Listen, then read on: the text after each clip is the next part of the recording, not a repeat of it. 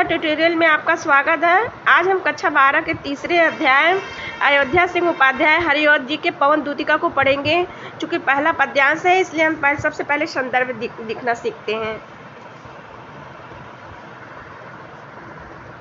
प्रस्तुत पद पंक्तियां द्विवेदी युग के प्रसिद्ध कवि अयोध्या सिंह उपाध्याय हरिऔध द्वारा विरचित महाकाव्य प्रिय प्रवास द्वारा हमारी पाठ्य पुस्तक काव्य में संकलित पवन दूतिका काव्यांश से उद्गृत है। अब हम व्याख्या करना सीखेंगे, लेकिन व्याख्या से पहले हम आपको कठिन शब्दों की मीनिंग बता दें। सुपवन, सुपवन का अर्थ होता है सुगंधित वायु। वातायनों, वातायनों का अर्थ होता है खिड़कियों। संतापो, संतापों का अर्थ होता है दुखों। कलुषित, कलुषित का अर्थ होता है दूषित। ये हो गया कठिन शब्दों की मीनिंग। अब हम व्याख्या करना सीखेंगे, लेकिन व्याख्या करने से पहले आपको प्रसंग बता दें। जैसा कि आप जानते हैं कि कृष्ण भगवान मथुरा से गोकुल से मथुरा जा चुके हैं। यहाँ पे राधा की स्थिति का वर्णन किया गया है। एक दिन राधा अपने घर में अकेली बैठी हुई थी। उनकी आंखें आंसुओं से भरपूर थी। तभी प्रातःकालीन पवन उनके दुख को बढ़ाने लगी। तब वे पवन को फटकार लगाती हैं। अब हम व्याख्या करना सीखेंगे। बैठी खिन्ना एक दिवस वे गेह में थी अकेली, आके आंसू दृग युगल में थे धरा को भिगोते। उदासी से भरपूर एक दिन राधा घर पे अकेली बैठी हुई थी। आंसू आकर उनके दोनों आंखों को सजल बना रहे थे। आई धीरे इस सदन में पुष्प सदगंध को ले प्रातः वाली सुपवन इसी काल के वातायनों से। इसी समय प्रातःकालीन सुगंधित पवन रोशनदानों से होकर घर के भीतर आई। संतापों को विपुल बढ़ता देखकर दुखिता हो धीरे बोली सदुख उससे श्रीमती राधिका यूं। जब पवन के प्रभाव से राधा का दुख बहुत बढ़ गया तो उन्होंने दुखी होकर धीरे धीरे पवन से कहा कि हे प्रातःकाली पवन, तू क्यों मुझे इस तरह सता रही है।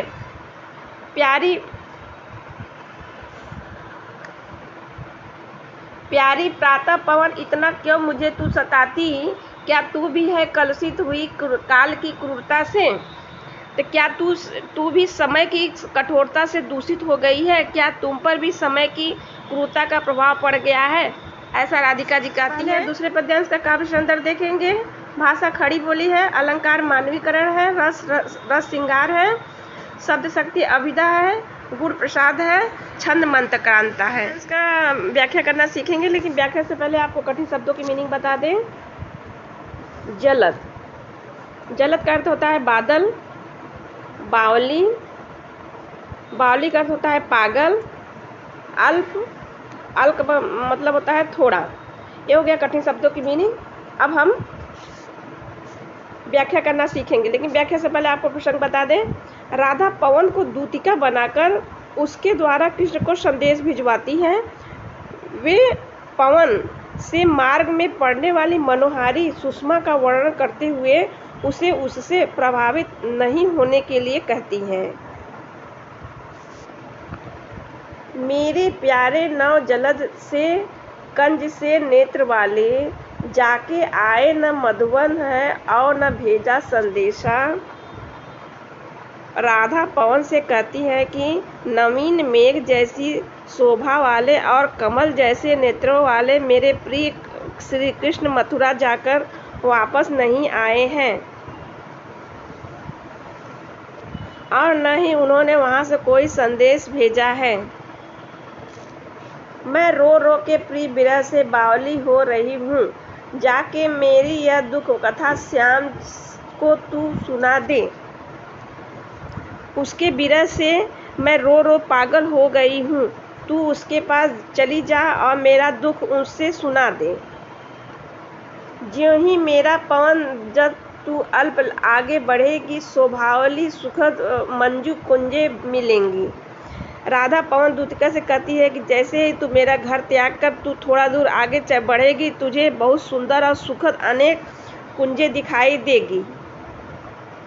उनकी छाया बड़ी शीतल और आकर्षण है। प्यारी छाया मृदुल स्वर से मोह लेगी तुझे वे। तो भी तू मेरा दुख लख वहाँ जा न विश्राम कर लेना। पक्षियों के चहकने से उसके अत्यंत मधुर ध्वनि निकलती है। उनके अनेक इन गुणों के कारण तुझे मोहित कर लेगी, लेकिन फिर भी मेरे दुख का ध्यान करके तू वहाँ रुकना मत।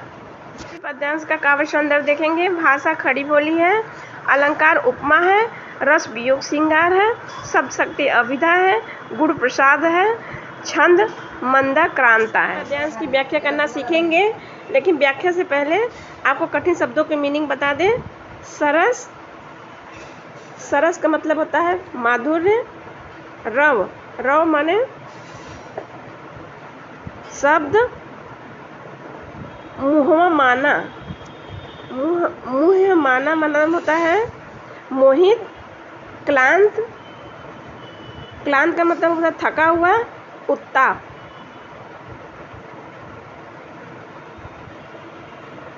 उत्ताप का मतलब होता है गर्मी। ये हो गया कठिन शब्दों की मीनिंग। अब हम व्याख्या करना सीखेंगे, लेकिन व्याख्या से पहले आपको प्रसंग बता दें। दुख से परिपूर्ण राधा ने मथुरा के मार्ग में पड़ने वाले स्थलों का वर्णन पवन दूतिका के सामने प्रस्तुत किया और उसे समझाया कि तू मार्ग में मोहित न होना। अब हम व्याख्या करना सीखेंगे। थोड़ा आगे सरस रव पर धाम सतपुष्प वाला, अच्छे अच्छे बहुभ्रूम लतामान सौंदर्य वाली। राधा ने पवन से कहा कि थोड़ा ही आगे बढ़ो, जाने पर तुम्हें अत्यंत मनोरम वृंदावन मिलेगी। उसमें पक्षियों की मधुर संगीत गूंजा करता है, मधुर फूलों से वह लदा रहता है। प्यारा बिंदा विपिन मन को मुग्ध वाली मिलेगा। आना जाना सब विपिन में मुँह माना न होना। उसमें बहुत सुंदर सुंदर वृक्ष और लताएं हैं। तू उस वन में इधर उधर भ्रमण करना, किंतु मोहित होकर वहाँ रुक मत जाना। जाते जाते अगर पथ में क्लांत कोई दिखावे तो आगे सन्निकट उनकी क्लांतियों को मिटाना। राधा कहती है कि हे पवन, जाते जाते यदि मार्ग में कोई थका हुआ, दुखी और व्याकुल व्यक्ति दिखाई दे तो उसके निकट जाकर उसके दुखों को दूर करना। धीरे धीरे परस करके गात उत्ताप खोना। संदग्धों से श्रमिक जन को हर्षित सा बनाना। धीरे धीरे उसके शरीर को स्पर्श करके उसकी गर्मी को दूर करना और अपनी सुगंधि से उस थके हुए व्यक्ति को प्रसन्न कर देना। पांचवें और छठवें पद्यांश का काव्य सौंदर्य देखेंगे। भाषा खड़ी बोली है, अलंकार मानवीकरण है, रस श्रृंगार है, शब्द शक्ति लक्षणा है, गुण प्रसाद है, छंद मंदा क्रांता। इसकी व्याख्या करना सीखेंगे, लेकिन व्याख्या से पहले आपको कठिन शब्दों की मीनिंग बता दें। श्रमित, श्रमित का मतलब होता है थकी हुई। श्रांति, श्रांति का अर्थ होता है थकावट। क्लांता, क्लांता का मतलब होता है थकी हुई। भूतांगना, भूतांगना का मतलब होता है स्त्री। ये हो गया कठिन शब्दों की मीनिंग। अब हम व्याख्या करना सीखेंगे, लेकिन व्याख्या से पहले हम आपको प्रसंग बता दें। राधा श्री कृष्ण के वियोग में दुखी है। अब पवन को दूतिका बनाकर अपना संदेश भेज रही है। अपने दुख में भी उन्हें अन्य लोगों के दुख की चिंता है। अब हम व्याख्या करना सीखेंगे। लज्जाशील पथिक महिला जो कहीं दृष्टि आवे, होने देना विकृत वसना तो न सुंदरी को। राधा पवन को समझाती हुई कहती है कि हे पवन, यदि मार्ग में कोई लज्जाशील स्त्री दिखाई दे तो तू उसके वस्त्रों को मत उड़ाना।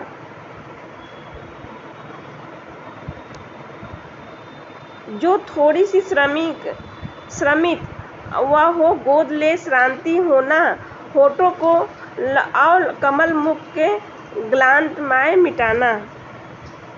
यदि वह थोड़ी सी भी थकी हुई प्रतीत हो तो उसे अपनी गोद में लेकर उसकी थकावट को दूर कर देना और उसके होठों और कमल जैसे मुख की मलिनता को अपने शीतलता से दूर कर देना। कोई क्लांत कृषक ललना खेत पर जो दिखावे, धीरे धीरे परस उसकी क्लांतियों को मिटाना। हे पवन, यदि खेत पर कोई थकी हुई किसान स्त्री दिखाई दे तो धीरे धीरे उसको स्पर्श कर उसके संपूर्ण थकावट को दूर कर देना। जाता कोई जलज यदि हो व्योम में, उसे छाया द्वारा सुखित करना तप्त भूतांगना को।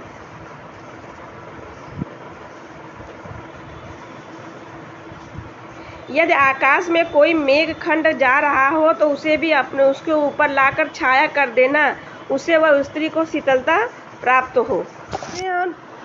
8वें पद्यांश का काव्य सौंदर्य देखेंगे। भाषा खड़ी बोली है, अलंकार मानवीकरण एवं उपमा है, रस श्रृंगार का वियोग पक्ष है, शब्द शक्ति लक्षणा है, गुण प्रसाद है, छंद मंद क्रांता है। व्याख्या करना सीखेंगे, लेकिन व्याख्या से पहले हम आपको कठिन शब्दों के मीनिंग बता दें। वर का अर्थ होता है श्रेष्ठ, मेरु का अर्थ होता है सुमेरी पर्वत, अर्क का मतलब होता है सूर्य, कीवा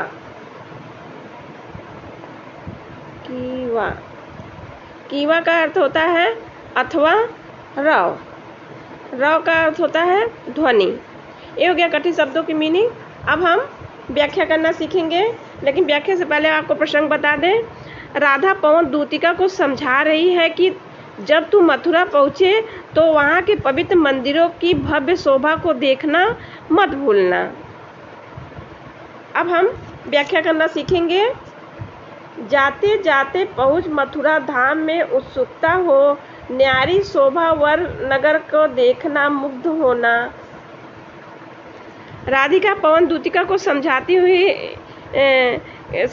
है कि तेरे मार्ग में मथुरा नगरी भी पड़ेगी, तू जाते जाते उसकी शोभा देखना मत भूलना।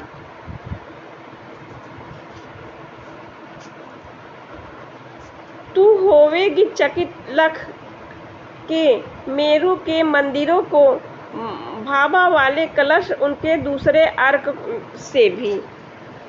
जब तू मथुरा नगरी तक पहुंच जाएगी तो वहाँ की भव्यता तुझे स्वयं ही उसे देखने के लिए उत्सुक बना देगी।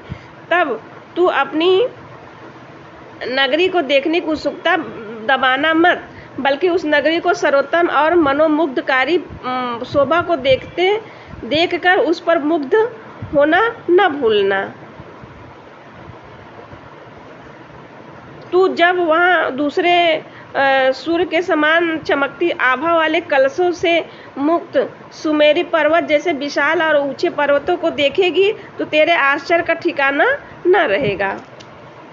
देखे पूजा समय मथुरा मंदिरों के भव्य जाना, नाना वाद्यों मधुर स्वर की मुग्धता को बढ़ाना।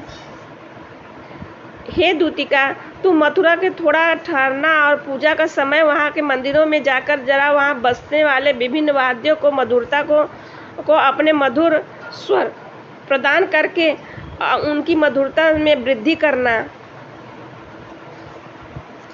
कीवा लेके रुचितर के शब्दकारी फलों को धीरे धीरे मधुर रव से मुग्ध हो जाना हो बजाना। और वह तो वहाँ मंदिर परिसरों में खड़े विविध प्रकार के वृक्षों में से अपनी पसंद के वृक्ष का चयन कर उसमें फल फूल पत्ती और तने की शब्द रूपी फल को ग्रहण करके धीरे धीरे बहते हुए मधुर ध्वनि के साथ मुग्ध हो जाना, अपना राग अवश्य बजाना। 10वें पद्यांश का काव्य सौंदर्य देखेंगे। भाषा खड़ी बोली है, शैली प्रबंधात्मक है, अलंकार उपमा अनुप्रास है, रस शांत है, छंद मंदा क्रांता है, गुण प्रसाद है, शब्द शक्ति अभिधा। 11वें पद्यांश का व्याख्या करना सीखेंगे, लेकिन व्याख्या से पहले आपको कठिन शब्दों की मीनिंग बता दें। जलज तन, जलद तन का मतलब है मेघ जैसा शरीर। लोने का मतलब होता है सुंदर, सुधा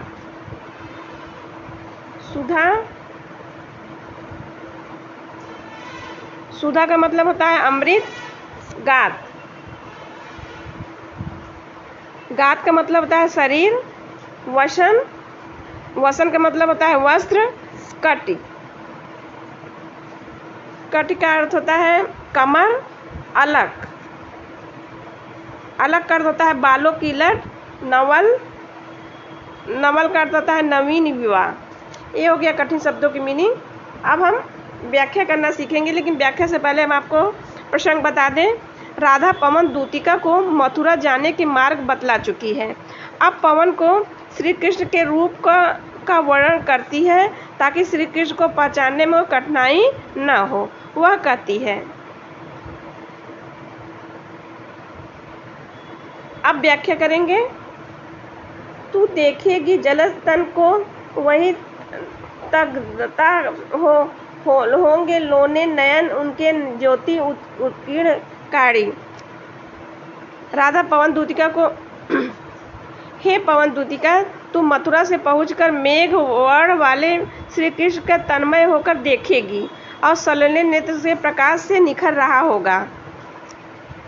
मुद्रा होगी वर वदन की, मूर्ति की सौम्यता की, सीधे साधे वचन उनके सिक्त होंगे सुधा से। उनके सुंदर शरीर मुख की मुद्रा सौंदर्य प्रतिमा का आकर्षण होगा। उनके सरल और स्वाभाविक वचन अमृत से सने हुए होंगे। नीले फूल कमल दल की गात की श्यामता, पीला प्यारा वसन कट में पहनते होंगे हबी। उनके शरीर में श्यामलता नील कमल और श्यामलता की भांति होंगे। वे कमर में प्यारा पीताम्बर पहनते हैं। छोटी काली अलग मुख की कांति को है सहस्त्रों में नवल तन के पूर्ति सी प्रभा होगी। उनके बिखरे हुए काले बाल उनके मुख की शोभा को बढ़ाते हैं और उनके सुंदर वस्त्रों के बीच में उसके सुंदर शरीर की शोभा विकसित होती है। 12वें पद का काव्य सौंदर्य देखेंगे। अलंकार उपमा है, रस श्रृंगार है, छंद मंदक्रांता है, श्री कृष्ण के सौंदर्य का आकर्षण। व्याख्या करना सीखेंगे, लेकिन व्याख्या से पहले हम आपको कठिन शब्दों की मीनिंग बता दें। वपु, वपु का मतलब होता है शरीर। प्राण सपोषिका, प्राण सपोषिका का अर्थ होता है प्राणों को शक्ति प्रदान करने वाली। वृषभ, वृषभ, वृषभ का अर्थ होता है बैल। कलभकर, कलभकर का अर्थ होता है हाथी, हाथी की सूंड। आपिड़,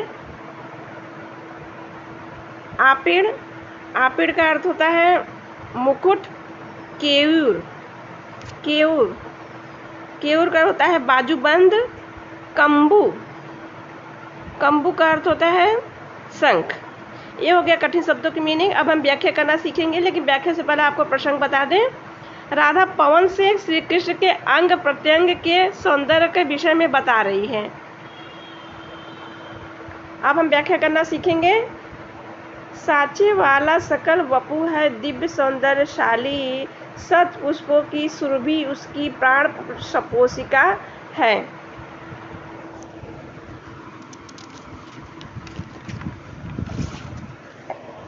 राधा ने पवन दूतिका से कहा कि उसका सारा शरीर ऐसा सुगठित होगा मानो साँचे में ढाला गया हो। उसके शारीरिक सौंदर्य की छटा स्वर्गीय है। दोनों कंधे वृषभ वर्ग से है, बड़े से सजीले, लंबी बाहें कलभ कर सी सकती है, पेटिका है। उस शरीर की सुगंध फूलों की सुगंध के समान है और प्राणों की शक्ति प्रदान करने वाली है। और उनके दोनों कंधे श्रेष्ठ बैल के कंधों के समान बहुत ही आकर्षक है। उनकी बाहें हाथी की सूंड के समान लंबी और शक्ति की पिटारी के समान है।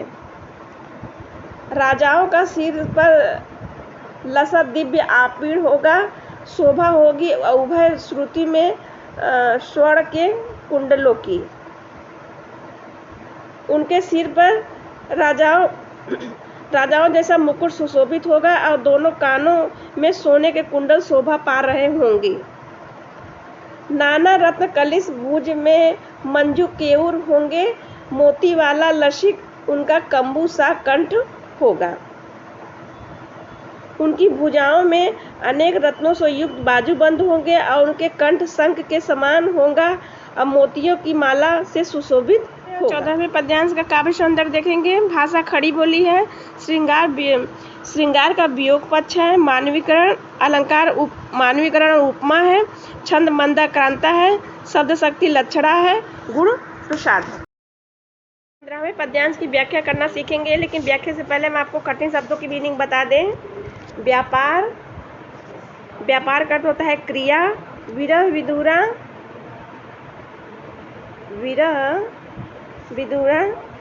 का अर्थ होता है वियोग से दुखिता। सूरत के मतलब होता है स्मृति। ये हो गया कठिन शब्दों की मीनिंग। अब हम आपको व्याख्या करना बताएंगे, लेकिन व्याख्या से पहले आपको प्रसंग बता दें। पवन के पास वाणी नहीं है, इसलिए वह मुंह से तक कहकर राधा का संदेश कृष्ण तक नहीं पहुंचा सकता, पर उसमें क्रियाशीलता अवश्य है, इसलिए वह कुछ करके राधा की बात कृष्ण तक अवश्य पहुंचा सकता है। अब हम व्याख्या करना सीखेंगे। तेरे में है यह गुण जो तू व्यथाएं सुनाए, व्यापारों को प्रखर मति और युक्तियों से चलाना।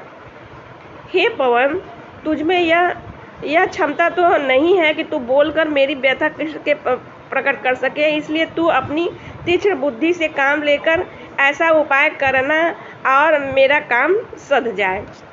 बैठे जो हो निज सदन में मेघ सी क्रांति वाले दो चित्रों को इस भवन में ध्यान से देख जाना। उदाहरण, मेघ सदृश क्रांति वाले कृष्ण जिस घर में बैठे हो, उस घर में लगे चित्रों को तू ध्यान से देखना, और यदि उसमें एक विरह दुहिता नारी विरहणी का कोई चित्र हो तो उससे निकट जाकर उसके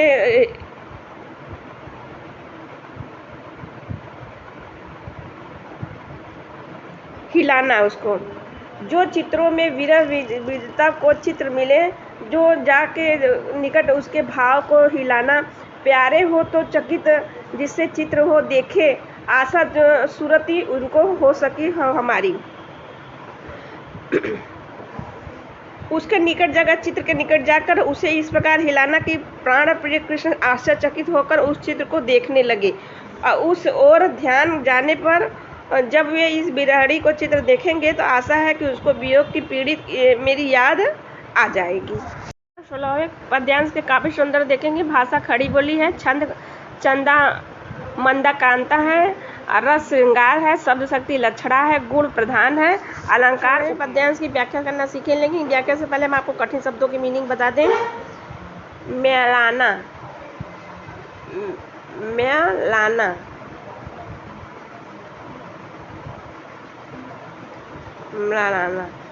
मतलब उदास।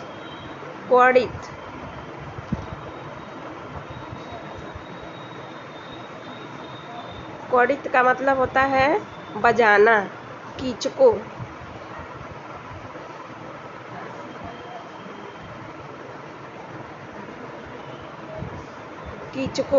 का मतलब होता है बासो। ये हो गया कठिन शब्दों की मीनिंग। अब हम व्याख्या करना सीखेंगे, लेकिन व्याख्या से पहले आपको प्रसंग बता दें। राधा अपनी पवन दूतिका को यह समझा रही है कि तू श्री कृष्ण के पास जाकर वियोगिनी बाला के दुख और संताप को चतुरता के साथ व्यक्त करना। वह कहती है। अब हम व्याख्या करना सीखेंगे। कोई प्यारा कुसुम कुमला गे हो पड़ा हो तो प्यारे के चरण पर डाल देना उसी को। यदि वह कहती है, यदि घर में कोई सुंदर फूल कुमलाया हुआ पड़ा हो तो उसे उठाकर प्रेम के साथ प्रियतम के चरणों में डाल देना। यो देना ये पवन बतला फूल सी एक सी बाला, म्याला की हो कमल पग में चूमना चाहती है।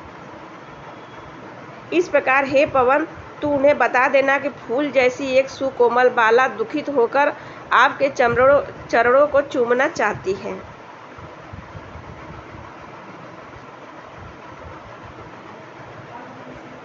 जो प्यारे मंजू उपवन है वाटिका में खड़े हो, छिद्रों में जा सुकड़ी करना बेगूसा कीचकों को। यदि प्रियतम सुंदर उपवन और बगीचे में हो तो बांसों के छेदों में जाकर बांसुरी को समान बजाना। यो होएगी सूरत उनको सर्व गोपांगना की, जो है बंसी श्रवण सुन रुचि से दीर्घ उत्कंठ होती।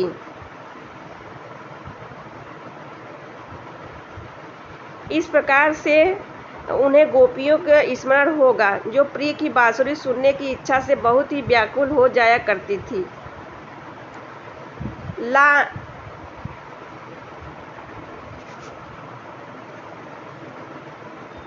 के फूल कमल दल को श्याम से सामने थोड़ा थोड़ा विपुल जल के व्यग्र हो डुबाना।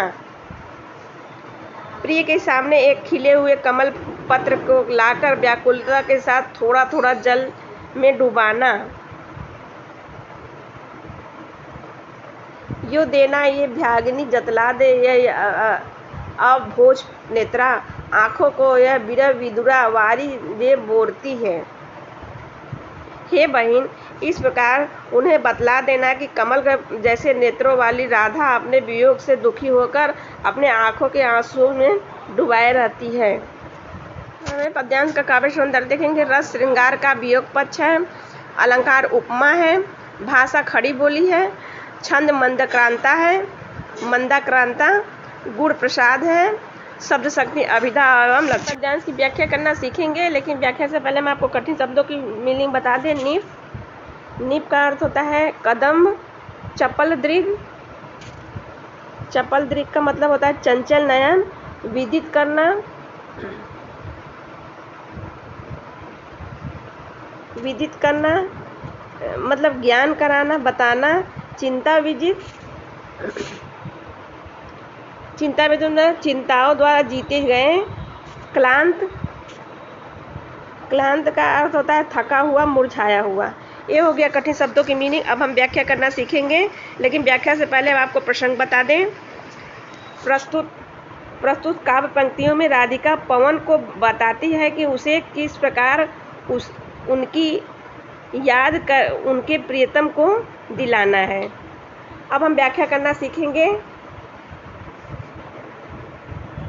धीरे लाना वहन कर न नीप का पुष्प कोई, और प्यारे के चपल दृग के सामने डाल देना। हे पवन, तू धीरे से कदम का कोई पुष्प उठा कर लाना और उसे मेरे प्राण प्यारे के चंचल नेत्रों के सामने डाल देना। ऐसे देना प्रकट दिखला नित्य आशंकित हो, कैसी होती है विरह वश मैं नित्य रोमांचिता हूँ। इस प्रकार से तू उन्हें इस प्रकार को भली बात समझा सकेगी कि तू मैं किस प्रकार से उसके विरह में वशीभूत होकर हर समय डरी सी हुई सी रहती हूँ और नित्य प्रति पुनर्मिलन की कल्पना से पुनः पुनः कदम पुष्प के समान रोमांचित होती रहती हूँ। बैठे नीचे जिस विटप के श्याम होंगे, उसी का कोई पत्ता निकट उनके नेत्र के सामने ले हिलाना। मेरे प्राण प्रिय श्याम जिस वृक्ष के नीचे बैठे हो, उसी का वृक्ष का कोई पत्ता उनके नेत्रों के सामने लाकर डाल हिलाना। इस प्रकार तू अपनी क्रिया चातुरी से मेरे प्रियतम को इस बात का याद करा सकती है कि वह किस प्रकार चिंता में मेरे हृदय को जीतकर उसे थका दिया है।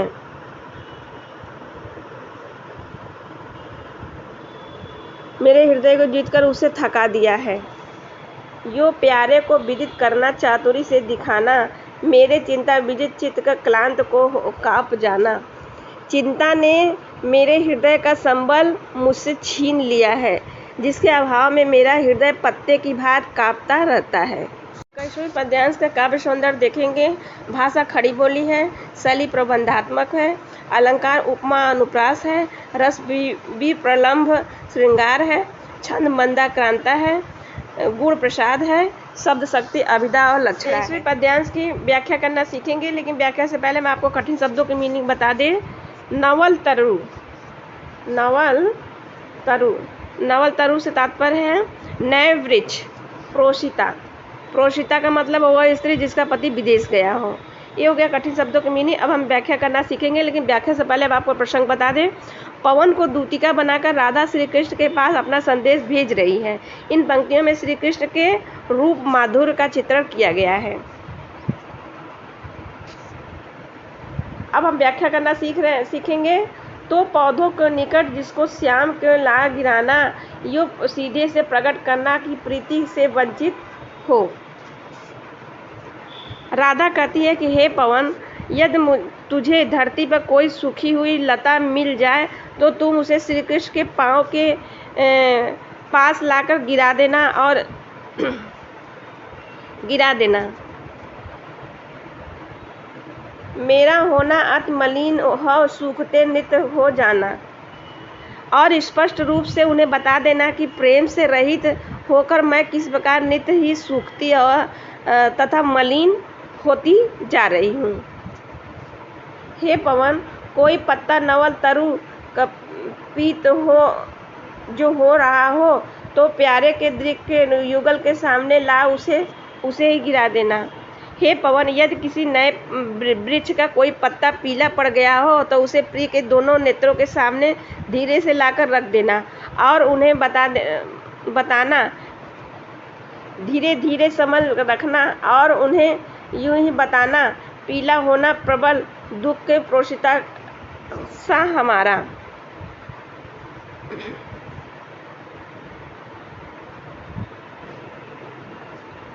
और बताना कि उसी प्रकार मैं राधा भी प्रोषिता पतिका नायिका के समान पीली पड़ती जा रही हूँ। 26वें पद्यांश की काव्य सुंदर व्याख्या करना सीखेंगे, लेकिन व्याख्या से पहले आपको कठिन शब्दों की मीनिंग बता दें। विनय, विनय से तात्पर्य होता है विनम्रता। कमल पग, कमल पग से तात्पर्य है चरण कमल। हृदय तल में, हृदय तल में इसका मतलब होता है हृदय में। ये हो गया कठिन शब्दों की मीनिंग। अब हम व्याख्या करना सीखेंगे, लेकिन व्याख्या से पहले मैं आपको प्रसंग बता दें।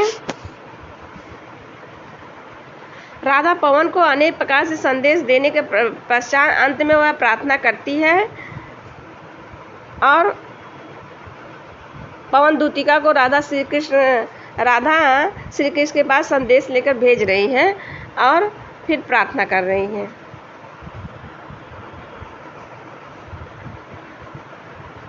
अब हम व्याख्या करना सीखेंगे।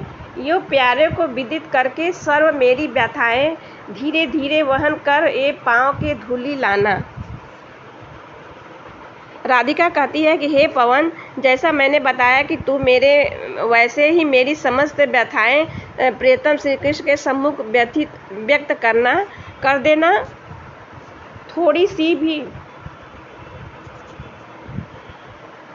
सी भी चरण रज जो ला न देगी हमें तू, हाँ कैसे हो व्यथित चित्त को बोध कि मैं दे सकूंगी। जब तू वापस आए तो यह कार्य और करना, तू धीरे से उनके पाँव की धूली उठाकर ले आना। यदि तू मुझे उनकी थोड़ी सी भी चरण धूल ला देगी तो मैं उन्हें अपने माथे चढ़ाकर अपने दुखी मन को समझाकर उसे धैर्य बंधा लूँगी।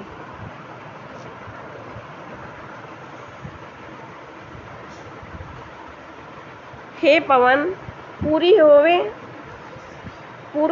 न यदि तुमसे अन्य बातें हमारी, तो तू मेरी विनय इतनी मान ले और चली जा।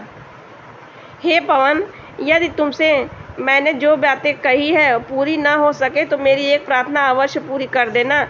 तू मेरे लिए विनय मानकर मेरे प्रिय के पास चली जा और उनके चरण कमल का स्पर्श करके लौट आना। छू के प्यारे कमल पग प्यार के साथ आ जा जी जाऊंगी हृदय तल में मैं तुझी को लगा के। मैं तुझे ही अपने हृदय से लगाकर प्रसन्न हो जाऊंगी, क्योंकि तुमने प्रिय के शरीर को स्पर्श कर लिया है और तू पावन हो गई हो। पद्यांश का काव्य सौंदर्य देखेंगे। भाषा सरल और प्रवाह युक्त है, छंद मंदाक्रांता है, रस श्रृंगार है, अलंकार उपमा है। यदि वीडियो पसंद आया हो तो वीडियो को लाइक करिए, चैनल को सब्सक्राइब करिए। Thank you.